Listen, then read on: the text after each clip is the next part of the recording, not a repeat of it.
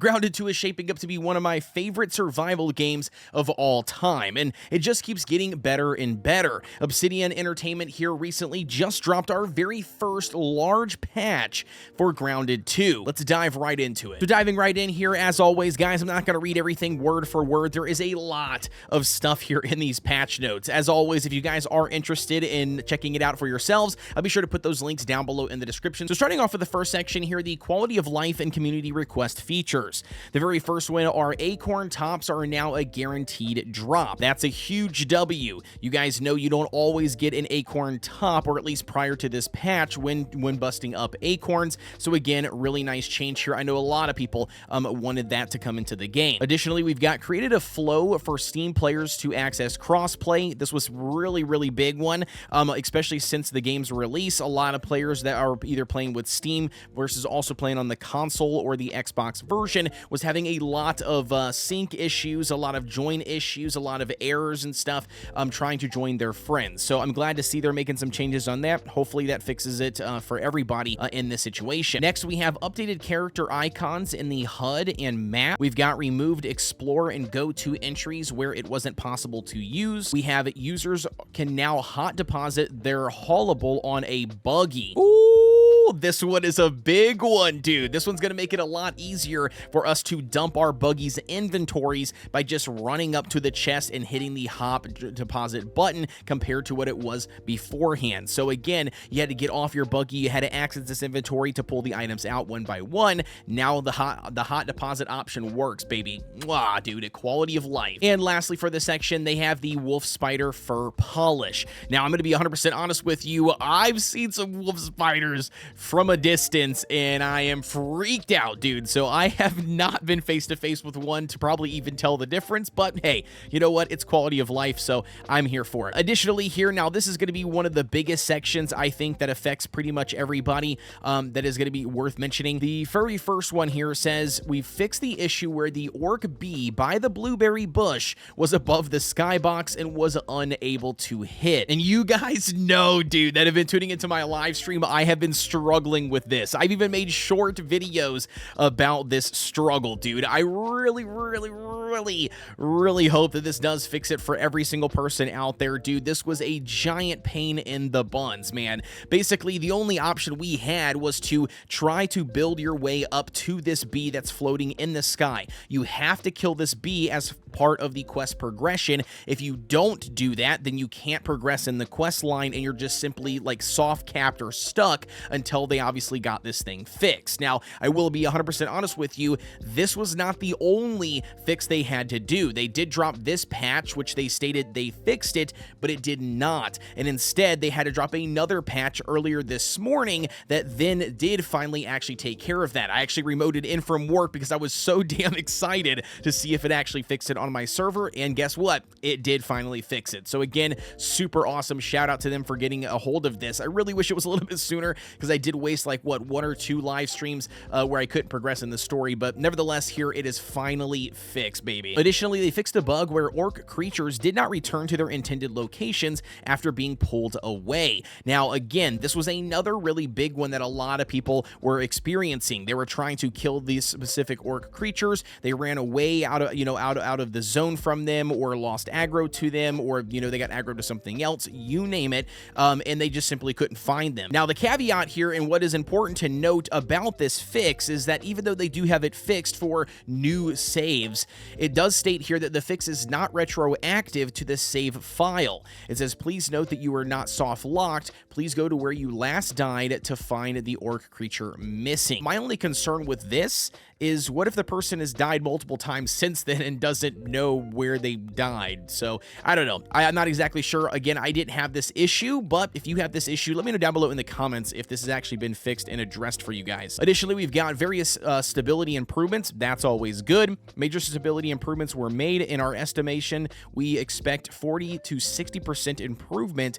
from 0.1.1.3. Now, again, really nice, man. You'll love to see the stability improve improvements. I know, especially for multiplayer, we have had tons and tons of frame rate variation from like, you know, down for 20 frames all the way up to like 120, 140, and then it just bouncing around constantly. Hopefully this major stability improvements helps fix some of that stuff and address that.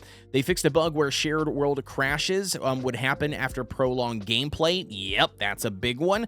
We've got also fixed a bug on the back end that would cause shared world saves to be lost indefinitely. Anytime you have lost progression, dude, in a game like this where the grind is very heavy is a massive L, dude. And a lot of people, especially if they are just starting into the game, they've never played Grounded before or not really, you know, dabbled a whole lot into this, it might be the only time that they check out Grounded 2 if they lose a lot of progression. So hopefully they were able to figure out a way to get that back. They addressed a bug where clients could fall beneath the terrain textures during multiplayer gameplay. We have experienced this.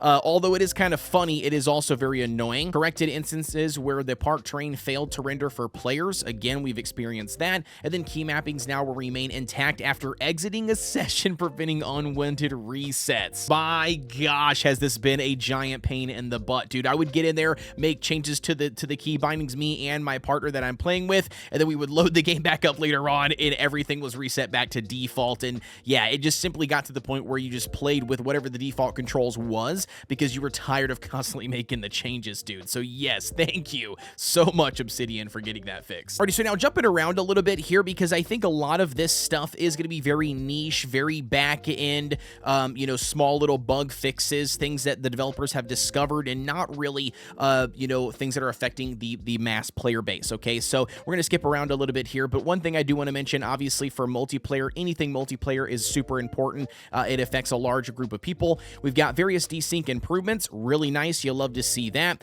And fixed a bug where clients joined with improved stats. Now, I don't know. I didn't get that. I mean, that sounds like people would like that, but you know, anyways, it's a bug. So hopefully they got it under control. Additionally, another big one that a lot of people talked about was the various improvements preventing building on dirt piles around the park.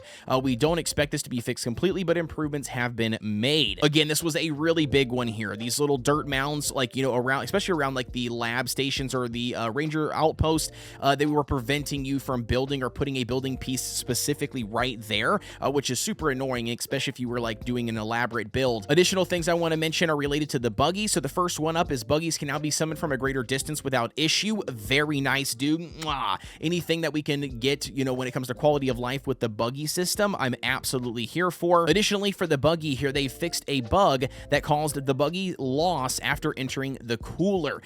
This one is a huge one, by the way, and it's not only affecting the cooler. If the developers don't know Obsidian, it's anytime you hit anything cold, whether you're running by the ice cream cone that's flipped upside down, whatever it is, your buggy immediately gets disappeared and normally goes all the way back to the nest, which is ridiculously annoying when you're either traveling somewhere, don't realize you got too close to it, or not only that, if you're, you know, simply carrying materials with you and then all of a sudden your buggy's immediately gone. I'm okay with it dismounting me, but don't make it go back home. That's super annoying. So hopefully that also fixes that. Not only that, we also have a really big change, and that's going to be buggies no longer take gas damage while blocking. Now, this one to me is absolutely huge and honestly a game changer, because this potentially means that if you are fighting a stink bug, let's just say, right, or even like the trash can, you could be riding on the back of your buggy and you could right click or hold right click and it should not take any damage. Now, you yourself probably will still have to wear a gas mask, but that is huge for keeping your buggy alive, dude. And another huge thing worth mentioning as well is going to be underneath the combat section. Specifically,